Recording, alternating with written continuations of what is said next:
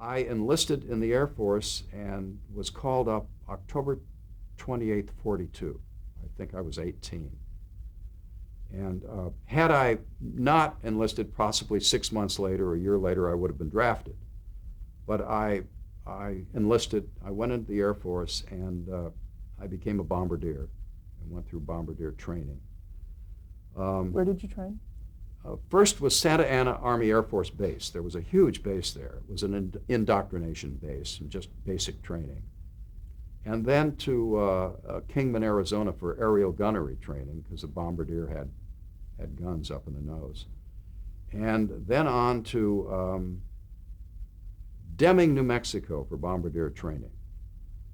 And we had practice flights there and dropped practice missiles there.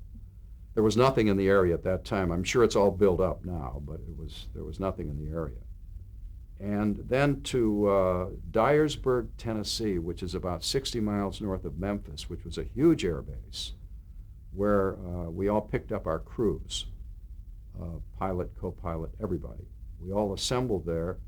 And then to Kearney, Nebraska, where we got our planes and flew over to England. To England, yes, yeah. And I was in the 381st Heavy Bombardment Group, the 555th Squadron, and we were stationed in East Anglia in England, which was, obviously on the east side, very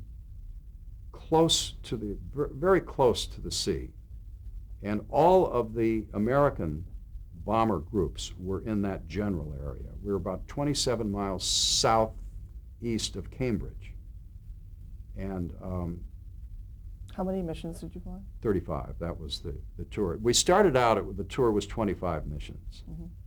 And when I was flying my 10th or 12th or something, I came back and I was told, well, the tour has been extended, so you're going to fly 35 missions. I was not cheering about that because they were rough. But I found out later what the problem was. We were losing people, so they wanted to keep people a longer period of time.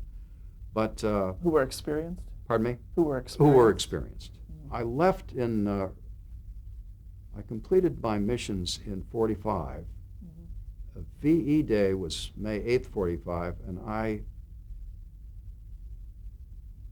was there at VE Day. But I completed my tour somewhere around in March, I think, and then I had other duties there, and then I came home after VE Day.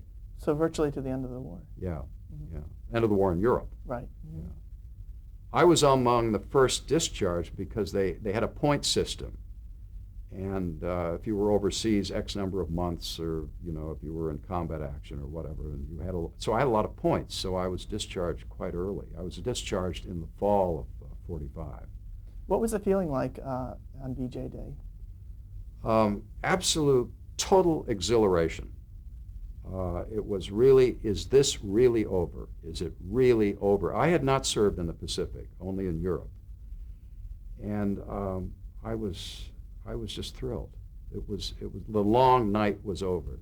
And of course for Europe and for the English that I met, their long night started in 1939.